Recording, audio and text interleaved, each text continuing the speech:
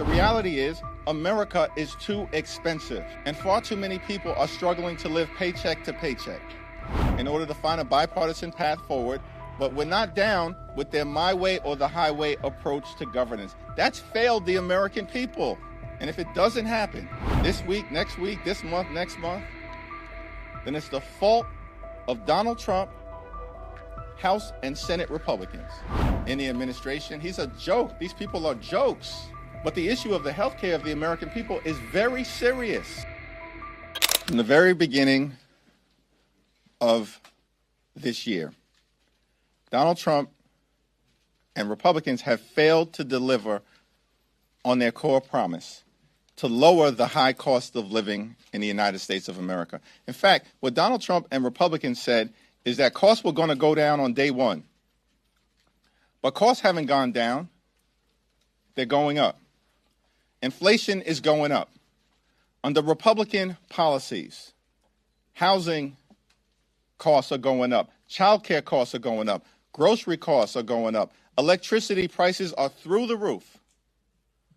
And now, because of the Republican refusal to extend the Affordable Care Act tax credits, tens of millions of Americans are about to experience dramatically increased health care costs. In some cases, their health insurance premiums will increase by $1,000 or $2,000 per year. That is unacceptable. It will be unaffordable for working class Americans, middle class Americans, and everyday Americans to be able to go see a doctor when they need one. And so House Democrats and Senate Democrats have been fighting hard to address the Republican health care crisis and to lower the high cost of living for everyday Americans in the United States of America. Because the reality is, America is too expensive. And far too many people are struggling to live paycheck to paycheck. They can't thrive. They can barely survive. And that's why Democrats have been waging this fight. And we'll continue to wage this fight. No matter what comes over to us from the United States Senate to the House of Representatives at some point this week. Our position as House Democrats has been crystal clear. We will sit down with any Republicans, anytime, any place, anywhere, in order to find a bipartisan path forward, but we're not down with their my way or the highway approach to governance. That's failed the American people. It's been a disaster for the American people, and the American people know it, which is why last Tuesday, Republicans all across the country got wiped out. One of the most decisive off-year elections ever in modern American history.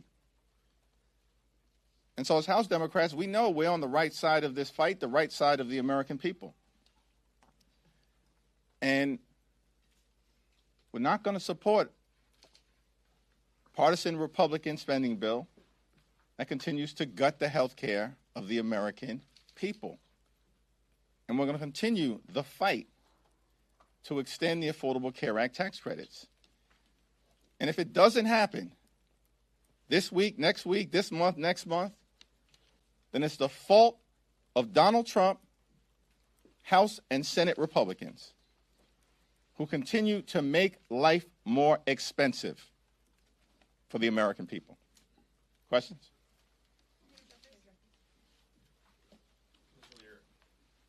Some Democrats in your own caucus are suggesting Schumer is ineffective as Senate Democratic leader and should be replaced. You, of course, are critical of this deal. Do you view him as effective, and should he keep the job? Yes and yes. Jeffries, do you trust, in this deal, there is language for President Trump and the Trump administration to reverse some of the firings that happened during the shutdown. Do you trust that the Trump administration and the president is going to sign off on that and reverse the people who have been fired? We'll have to evaluate the legislative language, and we'll have a caucus meeting later on this afternoon, and we'll get a presentation from Rosa DeLauro, the top Democrat on the Appropriations Committee. The overwhelming majority of Senate Democrats, led by Leader Schumer, are opposing this bill in the Senate. And they'll articulate, there are a variety of different reasons that the bill is being opposed strongly by Democrats in the Senate, the overwhelming majority of them. And there'll be a variety of different reasons that we articulate in the House. Now, certainly we're going to continue to stand by our hardworking federal employees. By the way, Donald Trump and Republicans, this toxic administration, they fired more than 100,000 federal employees prior to the shutdown that they started beginning. So, of course, there's reason to be deeply skeptical of the administration and their motives as it relates to the hardworking federal civil servants and the federal workforce. And we will continue to be deeply skeptical of their intentions. They spent the whole year implementing the toxic parts, the most toxic parts of Project 2025. After lying to the American people last year, saying they didn't know anything about Project 2025. And part of that has been going after the federal workforce. So we'll see what the language looks like, but it doesn't change the core problem here, which is we need to decisively address the Republican health care crisis on behalf of working class Americans, everyday Americans, and middle class Americans. Thanks. Third row. So Dr. Oz said that millions Who? of Dr. Oz said there are millions of phantom enrollees under the ACA. Is that being looked at as it possibly makes it so that people that are on the ACA are paying more because it's inflating the numbers? That's like the most random way to start a question on a serious topic. Nobody who's serious in this country takes Dr. Oz seriously. No one. And, I mean, it's shocking that the guy even was confirmed.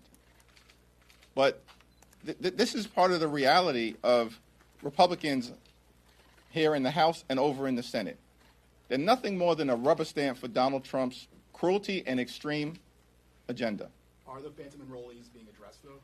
I have no idea what Dr. Oz is talking about, and neither do the American people. Now, with respect to the Affordable Care Act, here's what I do know. That Republicans have tried to repeal the Affordable Care Act more than 70 different times in the last 15 years. They don't operate in good faith when it comes to the health care of the American people. And of course, as Democrats have repeatedly indicated, we're open to sitting down and having a bipartisan conversation about how to fix our broken health care system overall. But I'm not going to respond to any comments from randos like Dr. Oz, who is woefully unqualified to be in whatever position he holds in the administration. He's a joke. These people are jokes. But the issue of the health care of the American people is very serious. And that's what we'll continue to focus on. Back row. Do you see in the Senate bill the extension of SNAP benefits rather than the possibility of a January cliff for them? Do you see that as a victory, or is that something that also raises questions? Here's what I understand about the SNAP situation. Republicans this year, on July 3rd, subsequently signed into law by the current president, enacted the largest cut to Medicaid in American history, ripping away health insurance from at least 14 million Americans, and at the same period of time, cut $186 billion from SNAP. Republicans did that this year. They literally ripped food from the mouths of hungry children, seniors, and veterans so they could reward their billionaire donors with massive tax breaks that they made permanent. That's what Republicans did.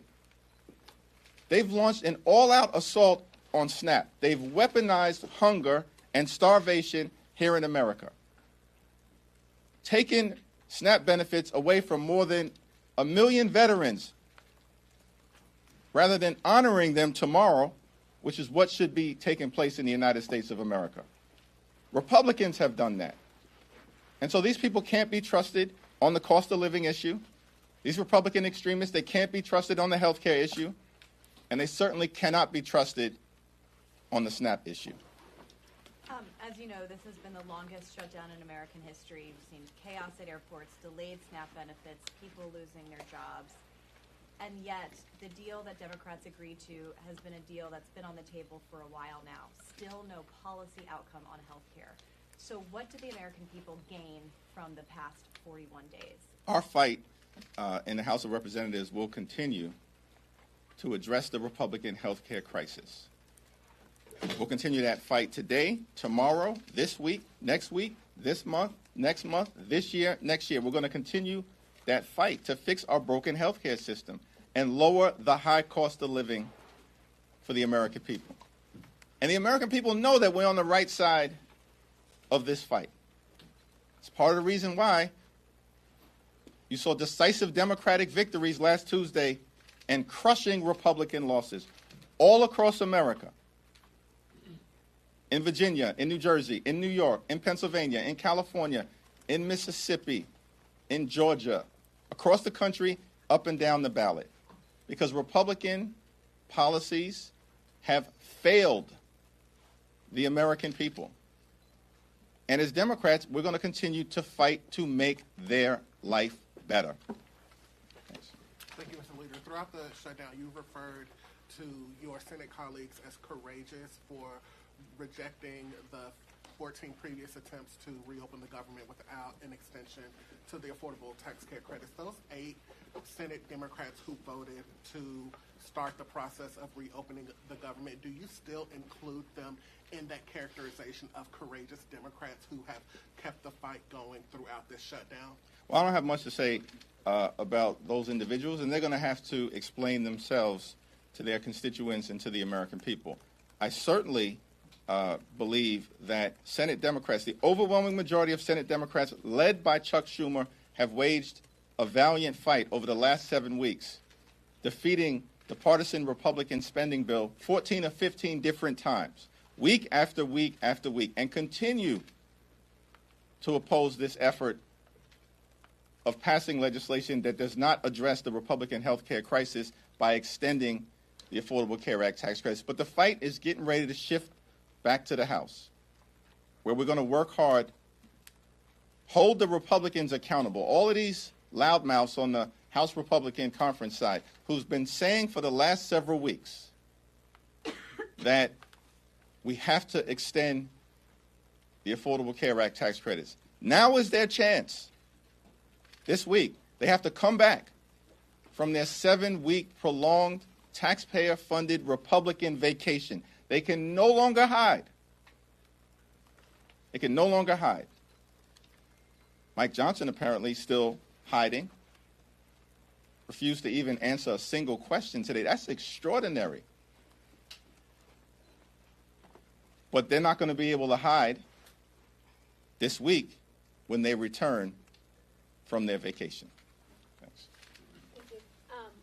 Speaking of the House, Speaker Johnson has not committed to holding a vote on subsidies, even though the Senate agreement would have them do so. What do you say to that? And then also, what do you think that would do to the relationship between Republicans and Democrats on the House side? Well, the failure of Republicans to address the health care crisis that they've created in the House and in the Senate is no surprise, because House and Senate Republicans multiple times this year have been given an opportunity to vote to extend the Affordable Care Act tax credits, and multiple times this year already, in the context of the debate around their one big ugly bill, they voted against, unanimously voted against, extending the Affordable Care Act tax credits. So over the last several weeks, it's become increasingly difficult for them to hide from their position as it relates to the health care of the American people. And House Democrats, joined by our colleagues in the Senate, we're not going to stop the fight. We're going to continue to lean into the fight over the next few days and beyond. until we actually get an outcome that makes life better for working class Americans. Thank you, Mr. Leader. There's already extensive backlash coming from the Democratic base over feeling shortchanged by Senate Democrats who have secured this deal without touching on health care. What do you think that this backlash could mean for the party going into the midterms next year, and also for the voters who just handed Democrats, as you said, a decisive victory? Do you think that this will make them feel also shortchanged, disenfranchised, demoralized? Do you think that this will lead to a switch up? House Democrats are going to take back control of the House of Representatives next year. I've said it before, and if I said it, I meant it. Now, with respect to the senators on the other side of the Capitol, they're going to have to explain themselves. But the overwhelming majority of Senate Democrats continue to remain in the arena fighting to fix our broken health care system and address the Republican health care crisis. This fight for us is not partisan. It's not a partisan fight. It's a patriotic fight. We're waging this fight on behalf of the American people. The 5 states that are most impacted by a failure to extend the Affordable Care Act tax credits are West Virginia, Wyoming, Alaska, Mississippi, and Tennessee. 45% of the people, of the Americans who are going to lose health care or be at risk of losing health care if they don't, on the other side of the aisle, extend the Affordable Care Act tax credits, 45% of them are registered Republicans.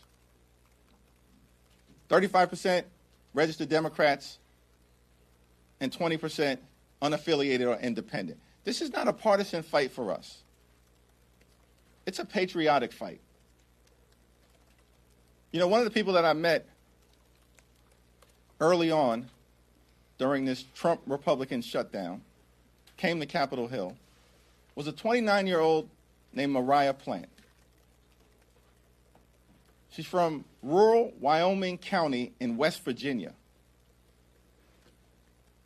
Her older brother is nonverbal, autistic, and requires 24-hour care. And Mariah is able to provide that care to her older brother lovingly and affectionately because of Medicaid that Republicans have now cut by the largest amount in American history. Her hospital in rural West Virginia is at risk of closing because of Republican policies in their one big ugly bill. And at the same time, this 29-year-old loving caregiver for her older brother gets her health care from the Affordable Care Act. And it's affordable because of the tax credits that Republicans now want to rip away from her. And so I'm fighting for people like Mariah Plant. Very different than the people that I represent in Brooklyn, New York. But she's an American, just like I represent hundreds of thousands of Americans. And that's what House Democrats are doing. We're fighting for the American people. Thank you, Leader Jeffries. Have you spoken to your Democratic colleagues in the Senate who voted to reopen the government? And if so, what do you make of the argument that Republicans would not discuss health care during the shutdown, so they said there's no choice but to vote yes? I have not spoken to them. Thanks. Different topic, Mr. Leader, if you don't mind. President Trump announcing widespread pardons for the group of people that were involved in providing alternate electors, as they called it, for the 2020 election. And he also has allegedly received a commutation request from Ghislaine Maxwell. Just wondering about your thoughts about the way the president has handled his pardon power, especially given how critical he was of President Biden. Well, Donald Trump, in terms of the exercise of his pardon power and commutations, is completely and totally out of control. Like, he can find the time to pardon a serial fraudster like George Santos,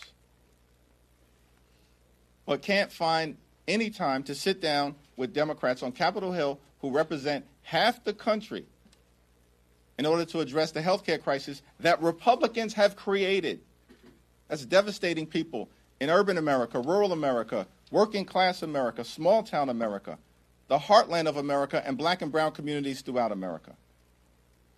And so what we're seeing with these toxic pardons and commutations coming from Donald Trump is more of the same. And look, the American people know these extremists on the Republican side have gone too far.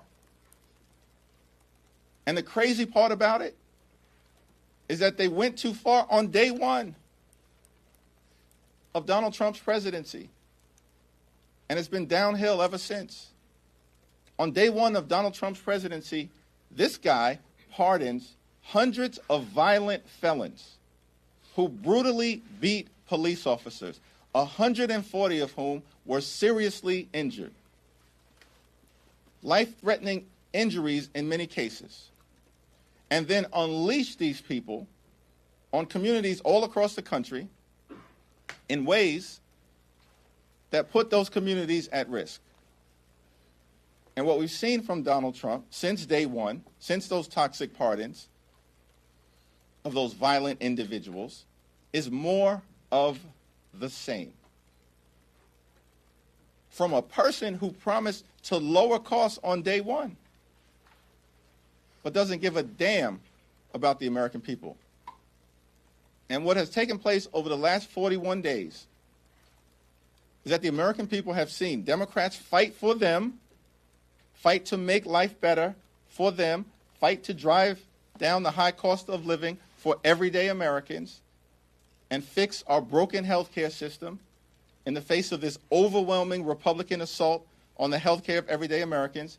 And Republicans continue to stand up for the wealthy, the well-off, and the well-connected. Thank you, Leader. Whether fair or unfair, Leader Schumer is taking a lot of heat from members of your own party.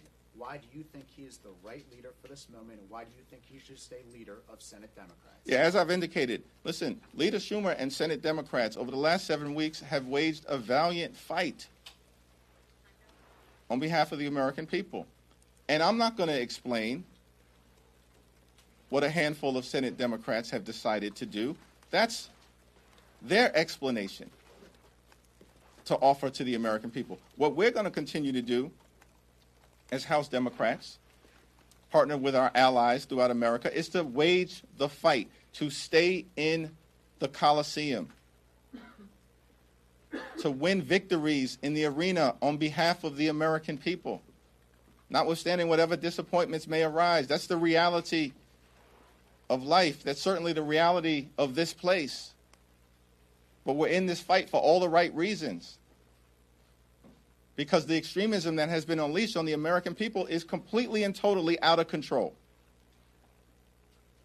Life hasn't gotten better for everyday Americans under Donald Trump and compliant Republicans. It's gotten worse. And the American people know it.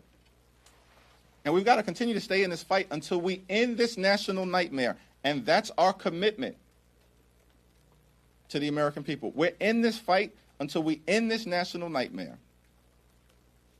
and can get back to a place where we continue America's long, necessary, and majestic march toward a more perfect union. Thank you.